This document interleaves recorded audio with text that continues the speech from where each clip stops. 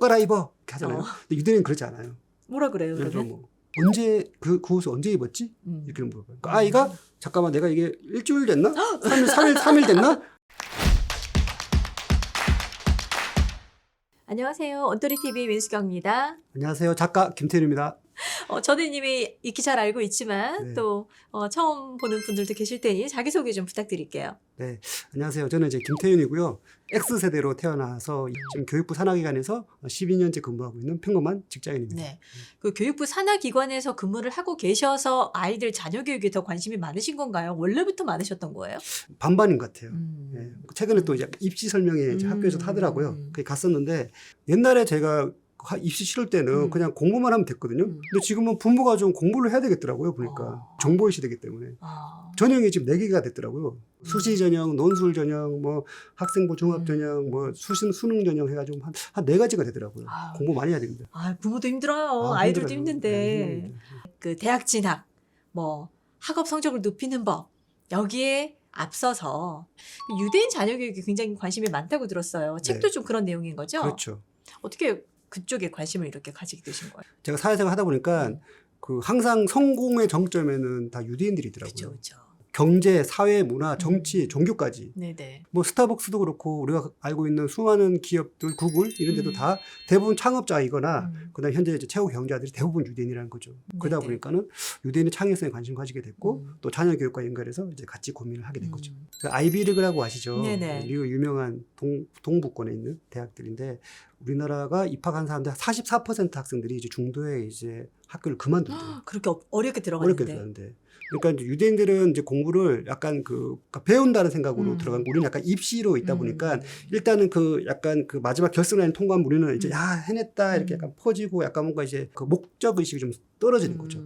또 심지어는 그런 경우도 있을 것 같아요. 그 성적이 이제 뭐 공부를 잘했으니까 성적이 높고 그래서 학교는 들어갔는데 대학교의 공부는 정말 그 학문이 좋아서 들고 파야 되잖아요. 그렇죠. 적성이 안 맞네? 그렇죠. 내가 하려고 했던 공부하고 결이 다르네? 그렇죠. 재미가 없네? 그렇죠. 이런 경우들도 있지 않을까요? 그렇죠. 전공이라든지 이런 것도 약간 부모의 영향을 많이 받고 사회 영향을 많이 받는데 이제 유대인들 같은 경우는 어렸을 때부터 내가 딱 가려고 하는 게 정확하게 정해져 있거든요. 그리고 유대인들은 그 같이 공부하는 게 많이 익숙해져 있어요. 뭐 어렸을 때부터 하브르타로 같이 1대1로 같이 뭐 질문도 대화도 많이 하는데 이제 우리나라 같은 경우에는 보통 이제 독서실에서 이렇게 혼자 고시원생 하듯이 공부를 하잖아요. 꽉 막힌 곳에서. 예, 도서관도 그렇고 인간관계도 조금 소홀하게 되는 거죠. 온리 이제 공부만 하다 보니까. 근데 유대인들은 이미 그런 코워크하는 그런 프로젝트적인 거를 어렸을 때 많이 하다 보니까 대학교가 결국은 같이 프로젝트성 그런 과제가 많거든요. 그런 데서 또 두각을 발휘하는 거고 그런 데서 조금 우리가 좀 소홀한 그런 학생들 그런 재능이 좀 많이 안 해본 친구들은 아무래도 좀 그러니까 막힘을 경험하는 거죠. 아이들이 팀 과제를 굉장히 싫어해요. 팀 과제 준다 그러면 꼭 그렇게 해야 되냐. 개별 과제 하자. 그래서 제가 왜 그럴까 했는데 방금 말씀하신 좀 그런 맥락이 있었던 것 같아요. 그렇죠. 일정 맞추기 쉽지 않아요. 누구는 열심히 하는데 쟤는 하지 않아요. 똑같이 성적 받는 게 그래서 불공평하다고 느껴져요. 저 친구하고는 제가 커뮤니케이션이 쉽지 않아요. 이런 식의 이유들이 있더라고요. 그렇죠. 그런 것들이 사실 대학교에 들어와서 어느 날 갑자기 되는 게 아니라 어렸을 때부터 꾸준히 만들어져야 되는 부분인데 그게 이제 어느 날 갑자기 하려고 이제 하니까 힘든 건 거죠. 그렇죠? 그리고 우리나라 사람은 잘 모를 수도 있는데 유대인들이 이제 창업을 많이 하거든요. 창업의 민족이 있거든요. 들여다 보면은 어렸을 때부터 하브르타 했던 친구랑 같이 공동 창업하는 경우가 많아요. 구글도 그렇고. 그러다 보니까 그런 인간관계가 어렸을 때부터 단순하게 공부 플러스 뭔가 비즈니스 능력까지 같이 이제 뭔가 확장이 되는데 우리나라는 그렇지 않은 거죠. 공부 따로, 학교 따로, 뭐 이렇게 개인 생활 따로 이렇게 되는 거죠. 지금 이제 하브르타 이야기를 계속 해주고 계시는데 하브르타가 구체적으로 뭐예요? 하브르타라는 거는 이제 1대1로 서로 이제 그 질문과 토론을 하는 문화인데 자기가 이제 질문을 하면 답을 하고 하는데 이제 그 서로 이제 갑론을박을 하는 거죠.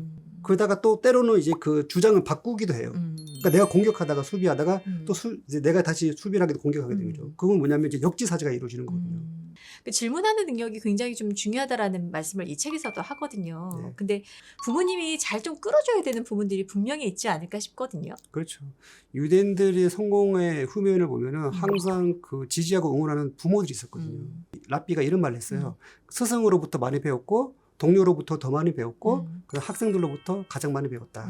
그 랍비가 한 얘기 뭐냐면 자기는 항상 수업을 가게 되면 학생들이 질문을 하니까 그 질문에 답을 하기 위해서 스스로가 공부를 할 수밖에 없었다는 거거든요. 그러니까 우리는 질문하면 바로 답을 던져주잖아요. 그렇죠. 근데 유대인들 질문을 하면은 부모든 랍비든 교수든 또 질문을 던져줘요. 그래서 예를 들면 뭐 어떤 뭐 유명한 뭐 미국의 그러니까 우리나라의 왕이 어느 시대에 누구냐라고 물어봤을 때 그럼 이제 물어보면 우리 같은 경우 그냥 그거 뭐 조선시대 16대 왕이잖아 이렇게 바로 답을 주잖아요. 네네. 근데 유대인 같은 경우 예를 들면 이런 거죠. 그때 그분이 뭐 법률적으로 뭔가 좀 우리 행정법을 좀 바꾸신 분이지 않니? 약간 이런 중에 누가 있지 않을까? 이런 식으로 약간 힌트를 주는데 답을 주지 않는 거죠. 계속 생각하게 만드는 거죠. 아, 행정 관련돼서 법을 바꾼 사람, 뭐 도량을 바꾼 사람 고민하게 만드는 거죠.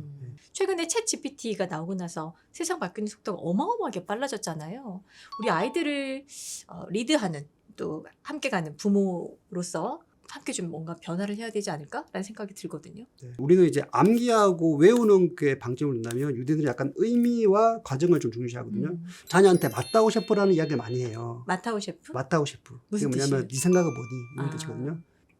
날 존중한다는 뜻이거든요. 그러니까 부모가 네 생각은 뭐니 물어보고 우리 직장도 마찬가지잖아요. 상사가 나한테 자네 생각은 뭔가라고 물어봤을 때는 내가 거기에 대해서 이 일에 대해서 내가 뭔가 이제 주인의식이 생기는 거거든요. 근데 단순한 지시가 아니라 그러니까 이제 어떻게 보면 부모는 아이들한테 자녀가 아니고 뭔가 그런 질문의 수평적인 대화 상대로 인정하는 거고 상사도 인정하는 거죠. 그럴수록 이제 더 많은 이제 주인의식이 생기고 이제 창의성이 생기는 거죠. 우리가 예를 들어 집에 가면 아이한테 뭐 옷을 벗어라 이렇게 하잖아요. 뭐 옷 갈아입어 이렇게 하잖아요. 근데 유대인은 그렇지 않아요.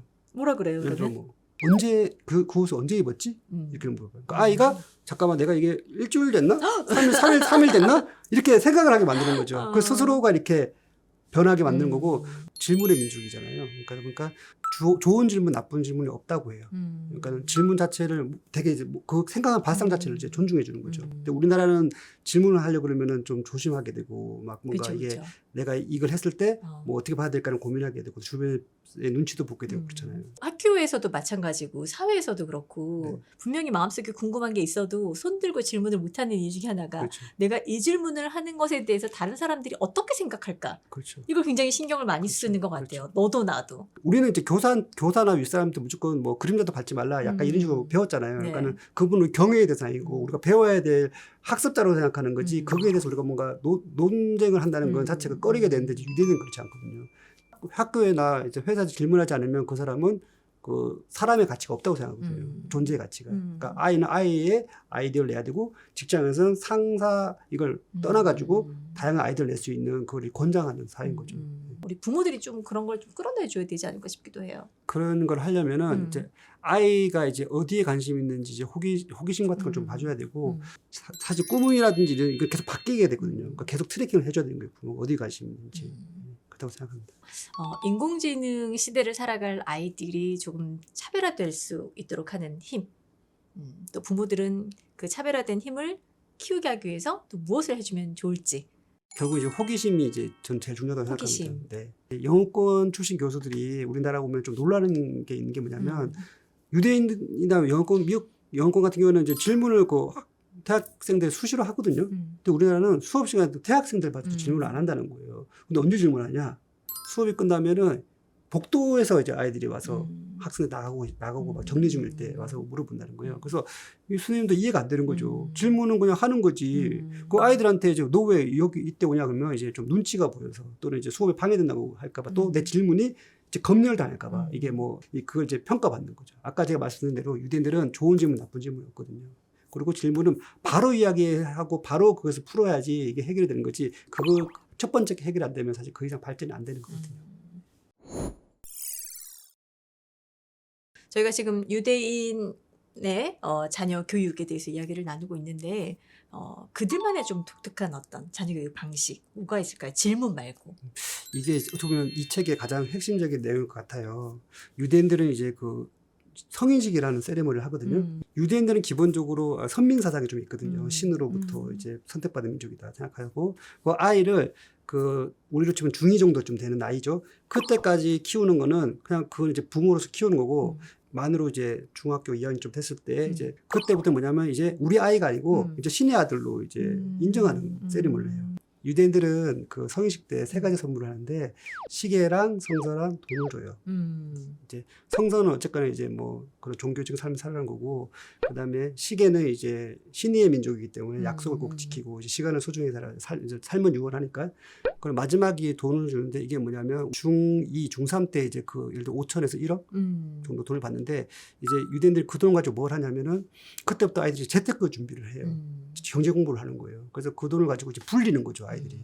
또 대학교 졸업할 때쯤, 이쯤 되면은 이미 약간 몇 억, 한 뭐 3, 4억 정도의 그 시드 머니가 형성이 돼 있어요. 돈을 굴리기 때문에. 그래서 우리나라는 대학을 졸업할 때 취업을 100% 해야 되잖아요. 근데 유대인은 거의 한 80% 가까이 창업을 하거든요. 이미 뭐 자본이 있으니까. 네, 중학교 2학년 때부터 이미 그 신의 아들로 이제 신을 받았기 때문에 부모들이 그때부터 잔소리를 안 해요.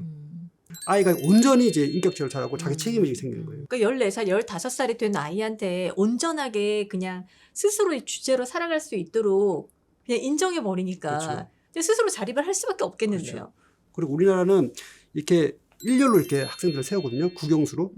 네. 그래서 1등부터 쭉 세워요. 근데 1등도 행복하지 않아요. 언제 또 내려올지 모르거든요. 그치. 근데 유대인들은 이렇게 옆으로 세워요. 여기는 영어 잘하는 아이, 피아노 잘 치는 아이, 레고 잘 만드는 아이, 자전거 잘 타는 아이, 이렇게 해서 모두가 1등이에요. 모든 아이들은 다 인재라고 생각해요. 유대인 같은 경우에는 굉장히 오랜 역사 안에서 그게 이제 그냥 그게 그들 자신의 모습이잖아요. 그걸 우리 걸로 만들기 위해서는 너무 많은 변화들이 함께 있어야 되니까 그렇죠. 이게 가능하겠느냐라는 회의적으로 보는 분들도 계실 것 같거든요. 그렇죠. 유대인 부모들은 그런 생각을 하거든요. 가정이 행복하고 화목하다면 이미 성공한 인생이라는 생각이 이미 깔려 있어요. 여기서 중요한 게 뭐냐면 아이가 와서 편하게 이제 대화를 하고 한 3시간 정도, 식사는 1시간이고 2시간은 나머지는 대화를 하는데 이게 매주 된다는 거죠. 위클리로. 그러니까 단순하게 우리가 뭐 오늘 이야기 좀 해보자, 뭐 우리 아들 뭐 힘든 거 있어?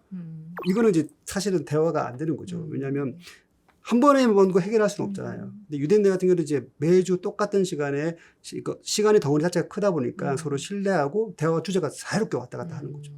우리 부모님들이 아이를 이 경제적으로 정말 그 뭔가 아이가 잘 됐으면 바랄지 아니면 뭐 정서적으로 행복하면 좋은지 그 부분을 좀 고민을 해보고 또 이제 부모들이 먼저 좀 아이의 교육관에 좀 통일을 좀 시켜야 된다고 생각해요.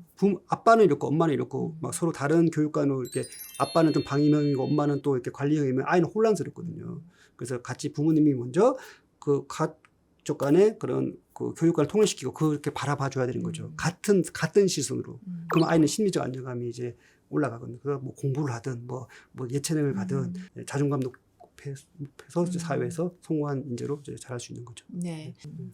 제가 이제 여기 오시는 분들 이야기들을 이렇게 각 분야의 전문가분들을 많이 만나잖아요. 근데 이제 작가님도 그렇고 또 이제 다른 아이들 교육에 계시는 분도 내리는 마지막의 결론이 행복한 가정이었어요. 그렇죠. 행복한 가정. 그 아이를 키운다는 표현이 좀 애매하긴 한데 뭐라고 표현하는 게 같이 좋을까요? 성장하는 거죠. 같이 성장하는 아이와 같이 성장하는 부모님들이 꼭 한 번은 우리 아이의 행복이 진짜 어떤 게 진짜 행복인지 그리고 어떻게 그 길로 같이 가면 좋을지 조금 내려놓고 생각해 볼 수 있는 그런 계기가 됐으면 좋겠습니다. 오늘 말씀 너무 잘 들었습니다. 감사합니다. 네, 고맙습니다.